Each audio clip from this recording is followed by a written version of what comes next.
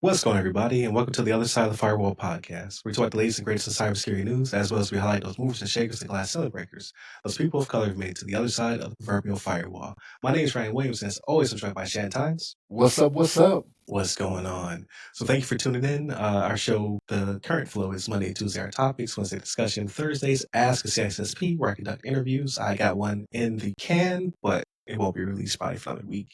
And then Fridays, everything else, movies, books, games, all that cool stuff. You can also check us out on 9.1 FM if you're in the Atlanta metro area, or the TuneIn app on Tuesdays at 5. And then you can also check us out on Channel 10 in the DC Fairfax area on their public access. You have to go to the website to see what day of the week we're gonna be on, because it kind of rotates. But yeah, check us out. Without further ado, I give it to Shannon. All right, everybody. So this article is actually from Yahoo News Canada by way of the Independent. So it's an article written by the Independent that's covered on Yahoo News Canada by Josh Marcus. And the title is "The Viral AI-Generated Action Figure Trend is Potentially Putting Your Cybersecurity at Risk, Experts Warn." So I have seen different headlines that show this and talk about this, right? And so what it is people are creating these AI-generated, I don't want to call them action figures, but they are kind of like action figures, and they have the whole, they get the Barbie treatment. Yeah, so. Put them in right?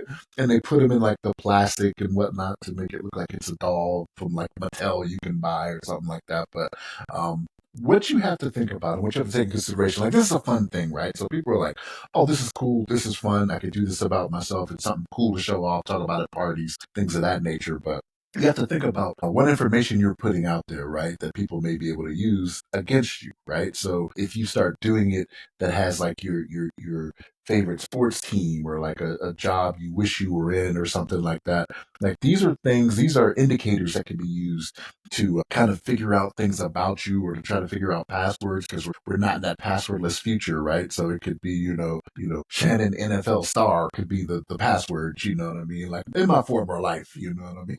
if I was to do stuff like this. But say, you be running back? Is that what you're?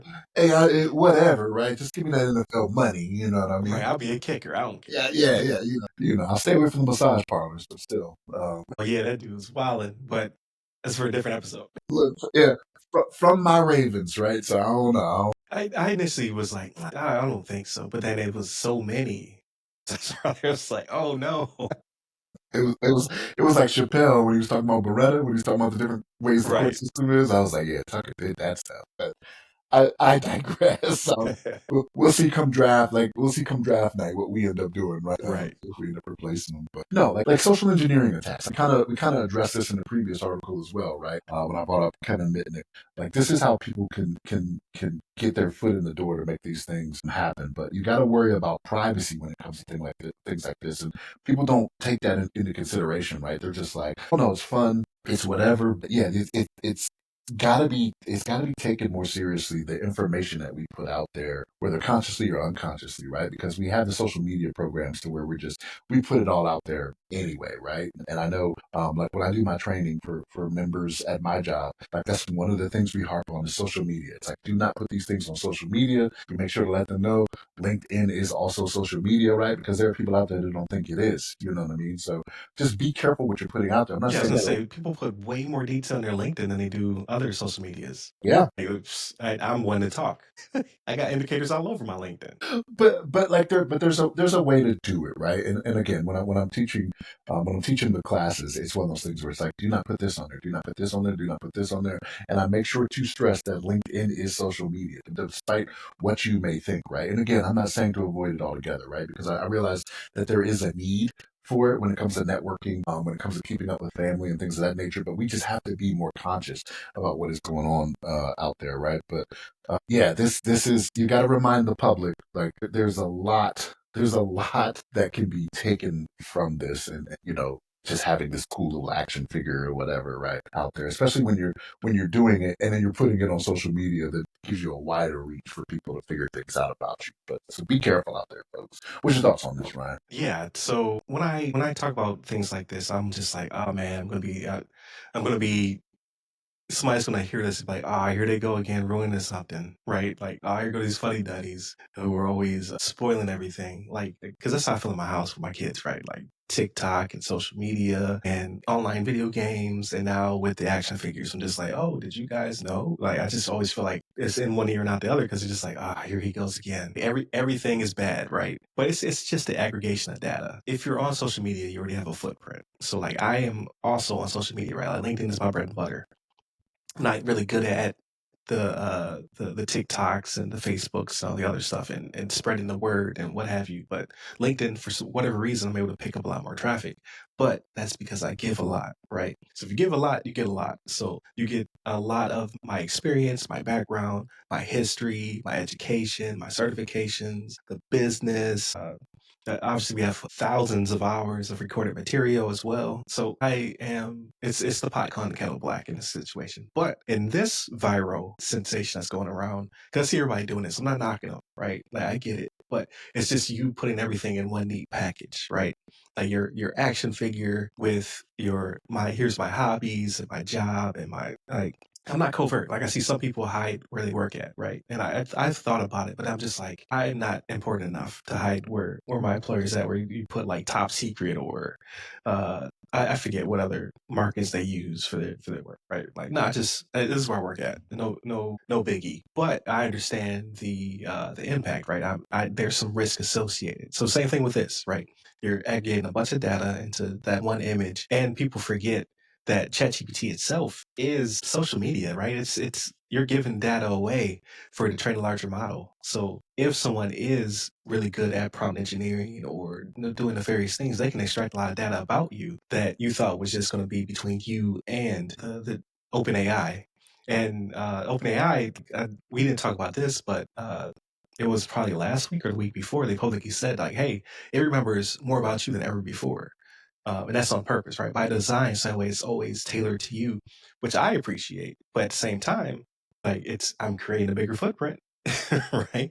Of all these things that ChatGPT is remembering about me. So it's very hard to tell it to not train, right? Like you could do. There's an incognito mode, which we know that doesn't work with. I think who was collecting data said they were incognito. Was it Google or was it Firefox? I can't remember which one it was. Incognito mode is Firefox, though, right? Was it Firefox? Maybe it was I Chrome. want to Maybe it was say Chrome. I want to say Chrome. I want to say Chrome, but like it was like yeah, we were keeping that on. It Yeah. was not. It was not truly incognito. You can't expect it to be truly as advertised when it comes to stuff like that. Like if you are online or you're doing something, it is on a server somewhere. Like there's no way they're getting rid of it, right? Cool. Right, at least not quickly. Like same thing with Snapchat. People thought that like, oh, I could just take lewd pictures, and like, people figured out how to record that data. Right, like it's like oh, it really does exist. Same thing with your oh, man. What uh app were they using to war game? It wasn't Wicker. Signal. Signal, right? Like people are just not thinking two or three steps ahead, right?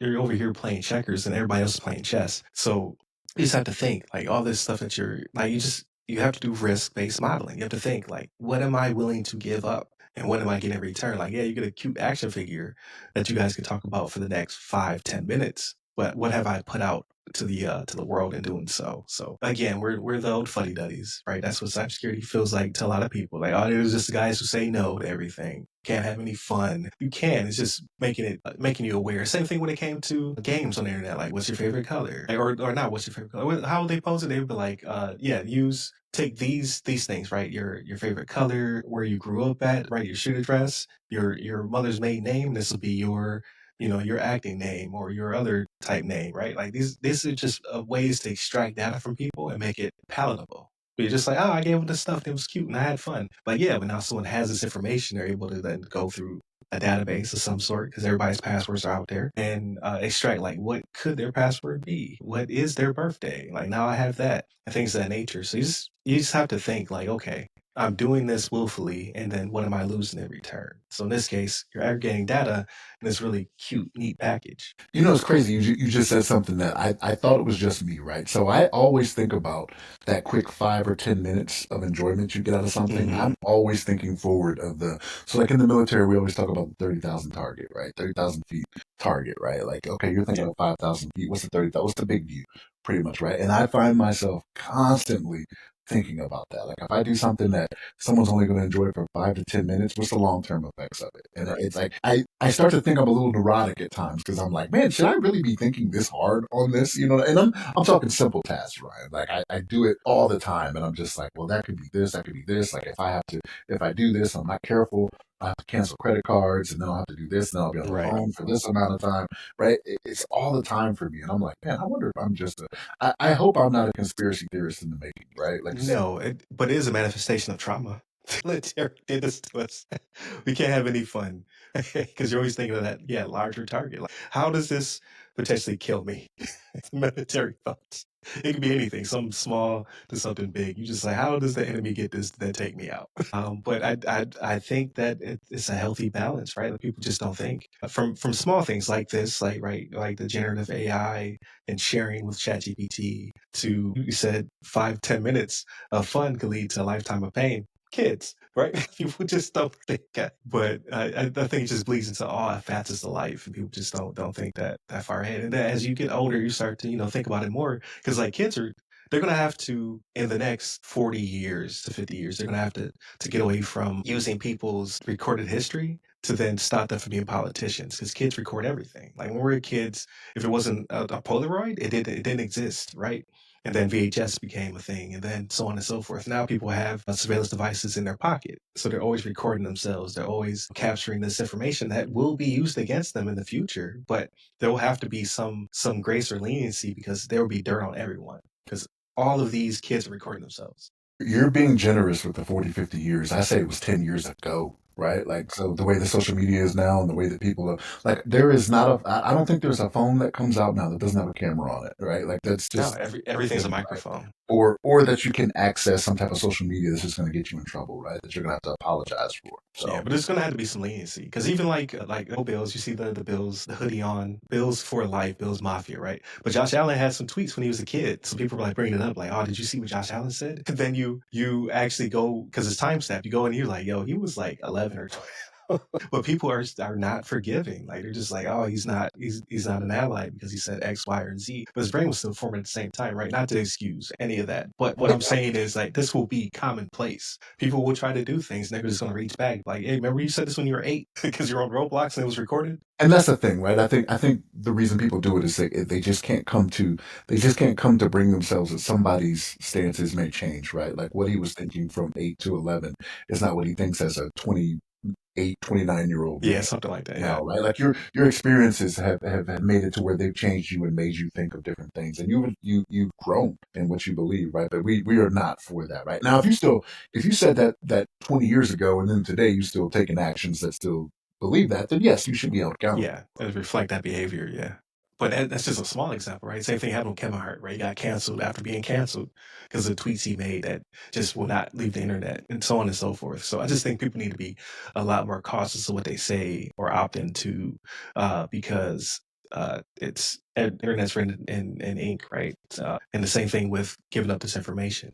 It could come back to haunt you, just like you said. Like you have to think about those second and third order effects, and it can kind of be maddening sometimes. But or you can come up with the action figure and drop it, and then nothing happens, right? Because it's just something cute and fun. I don't know. We will see. Or Mattel gets at you because they don't play around with their IP. But I we'll see. We'll see what the future holds because this is there's going to be more trends like this because there'll be deep fakes and things like that. Like I've been seeing stuff floating around recently that's like spot on where they're taking old clips from movies. Like they took a clip from Tropic Thunder, the audio, and they pasted it basically onto the actress from Snow White. And they're making her say some outrageous stuff. It looks very realistic, so it's only going to continue to evolve from there. But continue to tune in. We're at several different places, right? Like you can hit us up at all the websites you currently go to, the other side of Firewall, the other side of FW, or Ask a CISSP. But you can also check us out on the TuneIn app, Tuesdays at 5 o'clock. Or if you're listening to the radio, 99.1 FM. We're on TV during the week. We're on Channel 10 in the DC Fairfax area. So we're continuously evolving. So definitely check us out at all the places that we're at. And then you can be in person at RY Security Guy. That's RY Security Guy. You can find me on pretty much all the platforms, but LinkedIn is where I'm most active. Stay safe, stay secure.